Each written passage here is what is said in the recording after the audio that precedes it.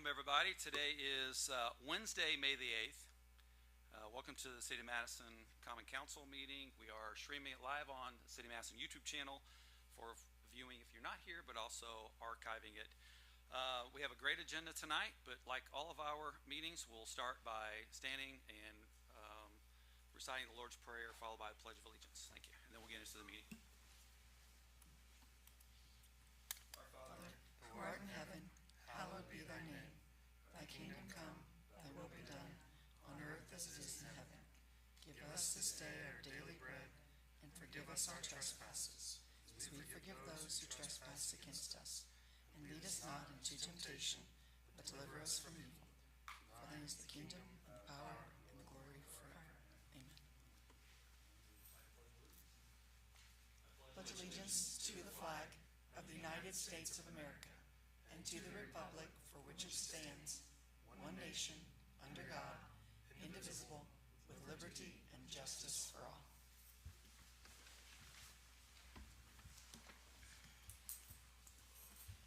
Thank you.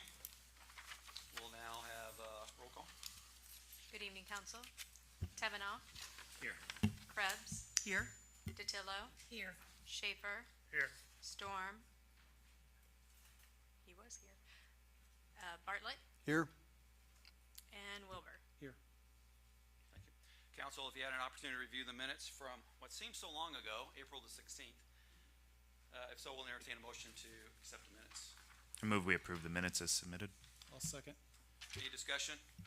Hearing none, all in favor, please say aye. Aye. Any opposed? Thank you.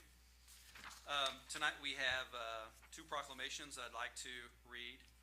And first, I'd like to invite Dora up from Bethany Legacy Foundation for a proclamation on Mental Health Awareness Month. And so I'm going to read a proclamation, Dora, present it to you, and please talk about the importance of mental health in our community and the role of Bethany Legacy Foundation. All right. Whereas mental health conditions are real and prevalent in our nation, we recognize that all people experience times of difficulty and stress in our lives. There is vital research that animal companionship, humor, spirituality, religion, recreation, social connections, and work-life balance can help protect health and well-being. The City of Madison and Jefferson County have a multitude of resources available for those struggling with mental health.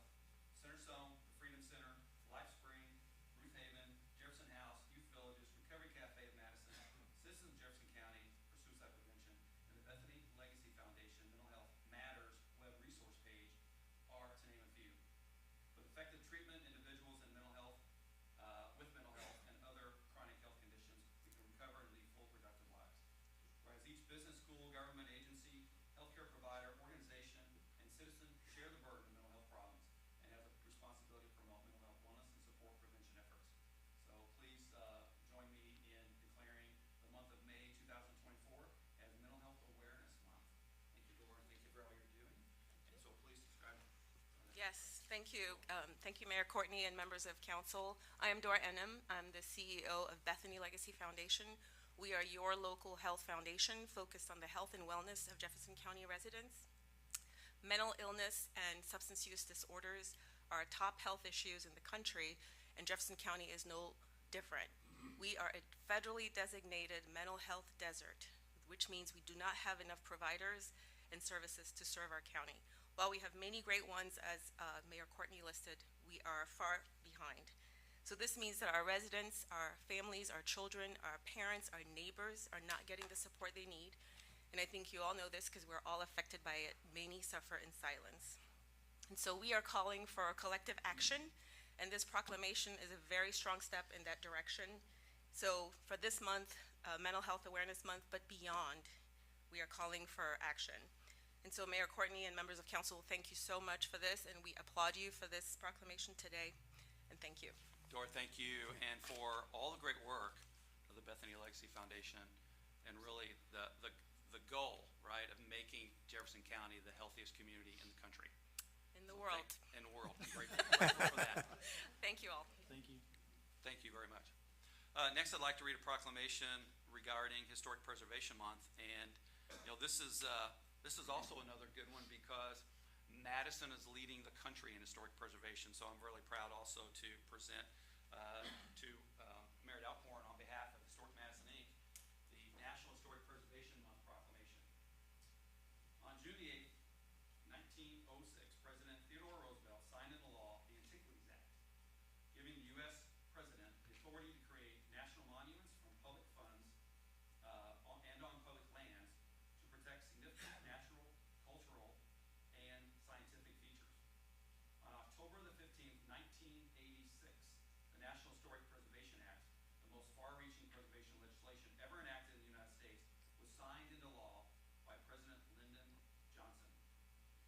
legislation established a National Register of Historic Places and state historic preservation offices. People Saving Places is the theme for National Historic Preservation Month 2024. A great example of which includes the city's PACE investment program, its incentive program, private investment, and national quality historic district investments by Historic Madison, Inc. and Cornerstone Society. Whereas historic houses, buildings, and cultural sites in Madison help make it unique and foster local pride, maintain community character while enhancing habitability. It is important to celebrate the role of history in our lives and the contributions made by dedicated individuals in helping preserve the tangible aspects of heritage that have shaped us as a community. Madison has beautiful architecture and many notable nationally designated buildings, a National Landmark Historic District and 2 National Historic Landmark sites. Madison will also host the annual State Preservation Conference in October 2024. Please join me in proclaiming May National Historic Preservation Month. Thank you so much for being here. Appreciate it. Thank you. I brought my umbrella so it wouldn't rain. In 1960, the city of Madison enacted the first historic district in the state of Indiana. That was the result of a young lawyer by the name of Spence Schneider. And Madison, the city of Madison, has been involved, very involved, remarkably involved in historic preservation ever since. In the early 1980s, the city of Madison passed the Historic District Ordinance, creating the Historic District Board of Review. This was an historic event, and it occurred as a result of courageous work on the behalf of the council, and particularly a remarkable profile and courage of Dr. Rucker. And I will gladly share that story with you someday. I was a part of it. I was the zoning attorney at the time.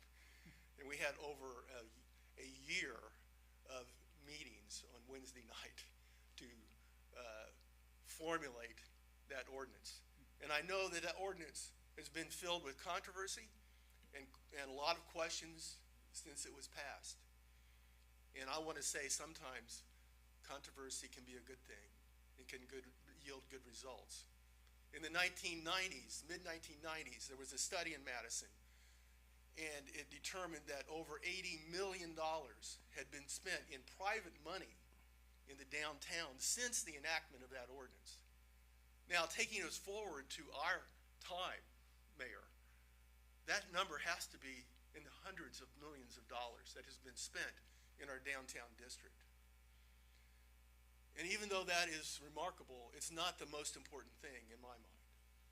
Because the important thing is that what has happened, I want to say one other thing before I move on, and that's about the current administration and what you guys have done. And the mayor alluded to the PACE grants, but you also revamped the Historic District Ordinance. And you also saved Crystal Beach.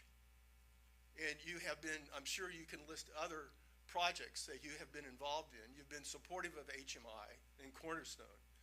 And so what I'm trying to point out is the involvement of the city of Madison throughout the last 60 years has been prominent in this entire episode of revamping downtown, restoring our downtown, and making it what it is, which gets me to my last point, which I think is the most important thing that the last 60 years has contributed to all of us, and that is our sense of identity. Madisonians enjoy the fact that they live in this place. And Tom Mori already said, Madison is about place. This place is special. And you have always recognized that over the past 60 years. And it's made a real difference in all of our lives because it provides us with a sense of identity. And we're proud of that. And when we encounter people from outside Madison, what is the first thing they all say to us? You live in a beautiful city, right? Yes. We've all experienced that. My wife is an exchange coordinator, and for the last 15 or 20 years, she's brought exchange students from all over the world. Guess what's the first thing the students say and their parents say? This is a beautiful town. And so we're proud. But also, it contributes to who we are. Because we live here, and we get to walk around these streets, enjoy this ambiance, and it provides us a quality of life, right? I feel better when I walk into my office every morning and see the beautiful place where I work that's been restored as a result of our preservation. So preservation is a lot. It's not just the money that has been made and the wealth that has been accumulated in the city, but it's also the contribution, the individual contribution, each one of our personalities and identities of who we are. I'm very proud to say I'm from Madison. The last point I'll make is that I know just about all of you, and I know that in your heart that you understand this, that preservation is important to our community. And so I look forward to your continuing dedication to preservation going forward. And I thank you for what you've done. Eric, thank you very much. Appreciate that. And for our students who are in the class tonight, Merritt said a few things that were really, really key. One is about the quality of life that we have in Madison, and it's because of the investment we make in the placemaking. People want to live where they enjoy to live and want to raise their families there. Employers want to hire people in places where there's good population and high quality of life. And I'll also mention that just the other day I was in Birmingham with our Madison Main Street group accepting the Great American Main Street Award, the only Main Street program in the state of Indiana who received the 2024 recognition. The only one of 8 cities were considered as finalists this year. And I couldn't be prouder of the investment we've all been making in Madison and Madison's Main Street and the movement that is there, because that preservation is so critical, but it is also a driver of the future prosperity and quality of life of Madison. And while I was in Birmingham, I'll just mention this, and I was walking around, and there was a mural of Representative John Lewis on the wall. And I'll paraphrase it like this because it's so true. He passed away a few years ago, but he was a great civic rights leader. And he essentially said, when a community moves with love and purpose, they can make the impossible possible. And I think we do that every day here because we are working toward the common goal, which is the most beautiful, highest quality place to live. But it takes a lot of work. It takes a lot of work. But we don't take that work for granted because we take it as a sense of purpose for all of us being here and working with the community to do that. So, Merritt, thank you for your remarks. And also for just the significant investment that Historic Madison has made. I don't know if you knew this or not, but as a kid, I worked for John and Ann Wendell at the Shrewsbury House. In addition to lifeguarding in Crystal Beach, so I'll throw that in there. Crystal Beach is also a passion for the city of Madison. We could not imagine Madison without a Crystal Beach, which is why we also work so hard to make sure we saved the pool and the pool house.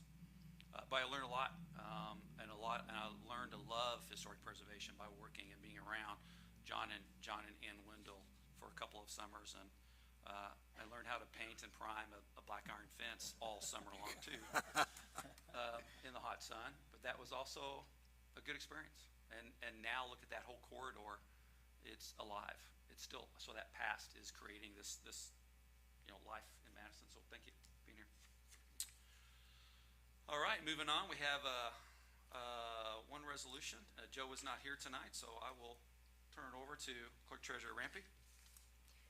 Resolution 2024-5C, a resolution of the Common Council of the City of Madison amending Resolution 2023-9C, naming a recently acquired parcel within the City of Madison, Francis Costigan Park, to Ohio River Legacy Park.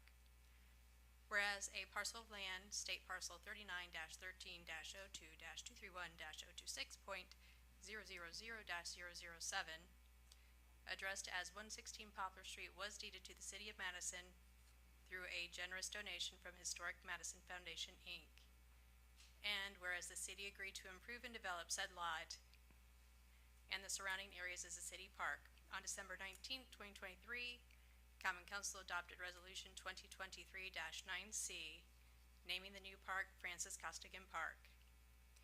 And whereas the improvements are nearing completion, which highlights Madison's unique history of architecture and industry and its role in the Underground Railroad, the mayor and common council believe it is fitting to rename the park Ohio River Legacy Park. Legacy Park will highlight the importance of the Ohio River in Madison's history and feature two main figures of the 19th century, Francis Costigan and George D. Baptiste. The park will also pay homage to the city's industrial past and feature space for the city's past, present, and future legacies. Whereas said parcel shall be dedicated and utilized for public use and shall hereafter be considered the property of the city of Madison, Indiana. And whereas the mayor and common council of the city of Madison, Indiana agree to designate said property to be utilized as a public park, and hereby declares that the name of said park shall be amended to reflect Ohio River Legacy Park, and shall be added to the city's existing park inventory. Now, therefore, it be resolved by the Common Council of the City of Madison, Indiana as follows. The resolution of 2023-9C be amended to rename the park Ohio River Legacy Park, and shall continue to be named as such until changed by the Common Council of the City of Madison. 2. This resolution shall be in full force and effect from the date of its adoption by the Common Council of the City of Madison, signature of the mayor, and enrollment in the Book of Resolutions. Duly adopted by the Common Council of the City of Madison, Indiana, this 8th day of May, 2024. I'd like to read a statement. First, I want to thank Councilman DiTillo for sponsoring this amendment. Over the past several months, we have heard many viewpoints on the naming of Costigan Park. We have met with many of you and have listened to your concerns. The park was made possible through a generous donation of land by Historic Madison, has been funded through a combination of sources. We believe this park will become one of the crown jewels of Madison's riverfront and fittingly represent another chapter in our city's amazing history. Both Francis Costigan and George D. Baptiste, through their respective contributions to architecture and the abolitionist movement, helped shape the cultural fabric of Madison, Indiana. Their legacies continue to be celebrated and remembered, highlighting the town's rich history and its role in the broader narratives of American architecture and social justice. This park is meant to unite our community and be a tribute to the citizens who have paved the way for it to thrive. It is with this in mind that we recommend amending the park name to Ohio River Legacy Park. Both Costigan's and D. Baptiste's legacies contributed to our understanding of the complexities and challenges faced during that period in American history. With the inclusion of the Costigan Overlook and the Georgetown Memorial as main themes of the space, Legacy Park will be symbolic of the American journey through them and also a tribute to the future greats of Madison and its timeless story. Council, I'll turn it over to you if you have any comments to make, and we'll open it up to public comment before we take action on the resolution.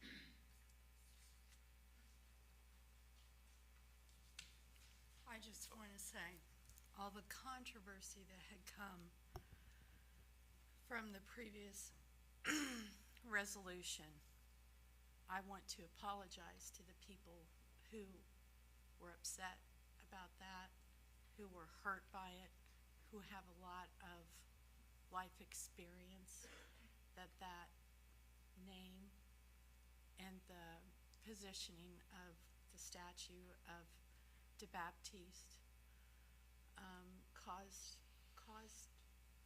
bad feelings for people. But the intent was never there to cause any of that. I have a friend who often talks about the healing of racial relationships, and I believe Madison has come a long way. I think we have a long way to go. But I don't think that the intent was here. But we listened to people. I appreciate the mayor taking the lead on this and really talking about, do we need to amend this resolution? And I think the name is appropriate. I think there are people of all walks of life that deserve to be a part of this legacy. And I think that the two people we've chosen to start with are a really good start. I second Councilwoman DiTillo's comments on that. And I think early on in this process for naming this park and developing this park, there was a lack of collaboration, a lack of input sought from the community that I think has now been rectified, and I hope the city has learned and the council has learned moving forward how to better engage the community with naming and recognizing our mutual heritage and how important that is to everybody here and how everybody's input and concerns and thoughts all need to be considered and pulled together in this, and I think this is a good step forward in that direction. Any public comment or any council members want to say anything else before we move on? Well, one thing I just want to say, and I think Patrick and Lucy, you alluded to it, is the input from the community, I think is great. And, coming on in January and listening to the comments, I think that's, part of what pushes us, to reevaluate certain decisions. So it is important that the public do make comments. If you are frustrated or you're upset and those concerns are there, we need to hear it. And so I applaud you for doing so. Citizens of Madison across the board, and making these comments about the park, whether they were for it or against it, either way, it's important for us to hear from our community, for us to be able to make the best decisions for Madison. So thank you. Well, on the collaboration part, this park was discussed quite extensively, but not in the forum of council. This was a redevelopment initiative. So, sometimes there's a disconnect between council, redevelopment, Board of Public Works, all the different boards, historic board, you name it. And then on the naming front, again, not to be controversial here, we followed the same process we've done on the naming of the other things. This one has more emotion attached to it. So to assign it as a lack of collaboration, I don't think it's fair. What it is this one had more emotion and feelings attached to it, and we listened. And we came out with, and I probably met with over 24 people. We did Facebook polls. It took several months while we were also finishing the construction. But part of that park I've been working on for 4 years with the organizers of the Georgetown Memorial. So there's been a lot of discussion about that particular part of it and its movement to that area and why it was more appropriate to put there. So, just because it's not happening right here with you directly, it's happening elsewhere. But this is a good exercise, which is, as Councilman Wilbur was saying, when we channel our concerns constructively, good changes can happen, and it requires just good communication. Not finger pointing, but just good communication. I think that's the outcome that we're bringing to the community tonight. And with that, I'll open it up to the floor. But I will turn the mic on in case anybody wants to come up here so we can everybody can be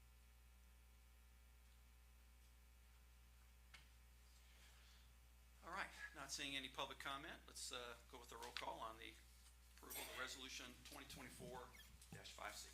Okay. Lucy DiTillo, Yes. Josh Wilbur, Yes. Bartlett, Yes. Schaefer, Yes. Krebs, Yes. and Teveno. Yes. Thank you, Council. Council, are there any reports, recommendations, or other business from the standing or select committees of the City Council? I do want to give one report, and that is at the last council meeting, we activated the new projects committee. And happy to say that over the last couple of weeks, myself, Councilman Wilbur, Schaefer, and Krebs, we have come up with a kind of a work list of things that we want to tackle first. And really what this new projects committee is going to do is help modernize many of our policies that are outdated. And it's voluminous because many of our policies were adopted in the 60s, 70s, or 80s. They haven't been modernized. They really aren't fit for today's modern times, and this particular new projects committee will be a good foundation for us to start framing up good policy for the community, and then there will be public input through that process on what those policies are. So I'm excited to be working with you all on the new projects committee. Hearing nothing else, we don't have any reports of city officials, so we'll move to bills on third reading.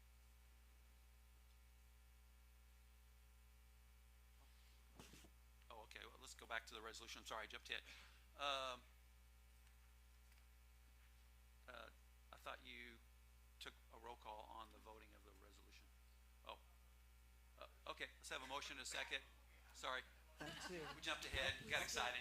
I'll move to approve the All right. resolution. I'll second. All right, Bartlett seconds, and let's do the roll call all over again. Try again.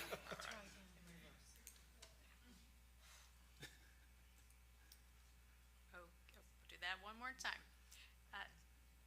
DiTillo, Yes. Wilbur, Yes. Bartlett, Yes. Schaefer, Yes. Krebs, Yes. and Tevenall. Yes. All right, thank you. All right, moving on to ordinance 2024-4 on third reading. All right. Ordinance number 2024-4, an ordinance authorizing the issuance of a revenue note to finance solid waste facilities and all matters related thereto. Sponsored by, Lucy DiTillo and Jim Bartlett, and it's third reading. We'll just move straight to the roll call vote. DiTillo, Yes. Bartlett, Yes. Wilbur, Yes. Schaefer, Yes. Krebs, Yes. and Tevenall. No. Do you want to give a reason why you're voting no? Okay. happy to report that now allows us to implement the project. Moving on, are there any public comments? If you have a public comment, please come to the podium with your name and address and address the mayor's office and city council.